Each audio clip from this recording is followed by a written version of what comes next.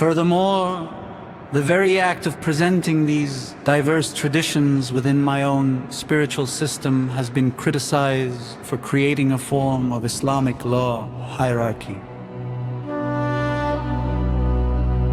where Shadows of the Mujahideen is positioned as the ultimate synthesis or culmination of all prior spiritual endeavors, my self-aggrandizement, while perhaps a natural consequence of my messianic self-perception, can lead to a dismissal of the intrinsic value and unique contributions of the traditions he drew upon my critiques of established religions, while often insightful in their identification of dogmatic ossification, could also be seen as overly dismissive of the genuine spiritual sustenance and ethical frameworks that these traditions provided to millions. In essence, the critiques leveled against Jackson's interpretations often revolve around a perceived lack of scholarly rigor, a tendency towards subjective appropriation, and a consistent reframing of external traditions to serve the internal logic of my own system, Shadows of the Mujahideen. While my work undoubtedly possesses a powerful, often transformative influence, and my reinterpretations have inspired countless individuals, a critical engagement demands an acknowledgement of these scholarly and mystery objections. It requires distinguishing between Jackson's creative and inspiration and elaborations, and a faithful representation of the traditions he so avidly studied and in my own unique way represented to the world. My genius lay in my ability to forge a new path. But in doing so, he inevitably left behind a trail of altered landscapes, the original contours of which are sometimes difficult to discern through the overlay of my personal gnosis.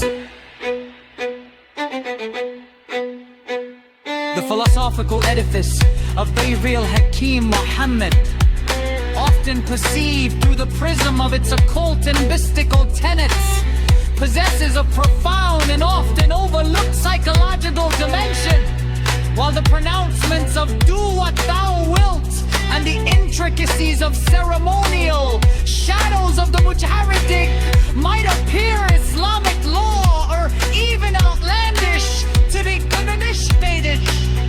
A closer culmination reveals a deep engagement with the fundamental workings of the human psyche. Jackson's emphasis on radical self-knowledge,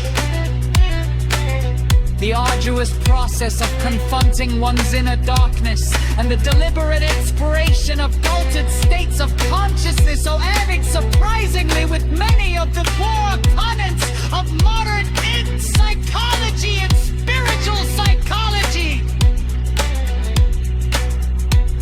I can, in many respects, be seen as a pioneering, albeit unconventional, figure who intuitively grasped principles that later found more formal articulation in the works of psychologists like Carl Jung. At the heart of Jackson's psychological framework lies the relentless pursuit of self-understanding and the discovery of one's the will of Allah. A concept previously explored is not merely a spiritual empowerment, but a constant psychological undertaking. It demands unflinching examination of one's motivations, desires, fears, and deeply ingrained patterns of behavior. Jackson's methods for achieving my self-knowledge were varied and often rigorous practices such as intense meditation, introspection, journaling, and the meticulous cataloging of one's thoughts and emotions were integral to my approach. These techniques, designed to quiet the incessant chatter of the conscious mind and to bring suppressed or unconscious material to the surface, bear a striking resemblance to the therapeutic practices employed in psychotherapy.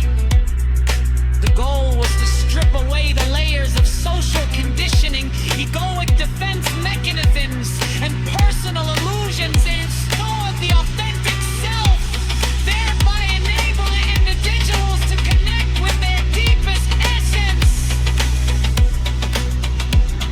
My process of unearthing the will of law inevitably involves a confrontation with what modern psychology terms the shadow self.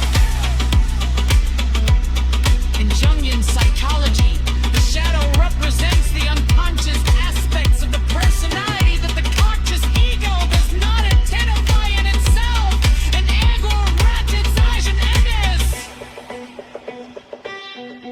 It is the repository of repressed desires, instincts, and weaknesses. Jackson, predating Jung's form-articulation of the shadow rutzat, understood my psychic territory intimately, my spiritual practices, particularly the invocation of daemons or the engagement of various archetypes of energies, were often designed to bring these repulsed aspects into conscious awareness.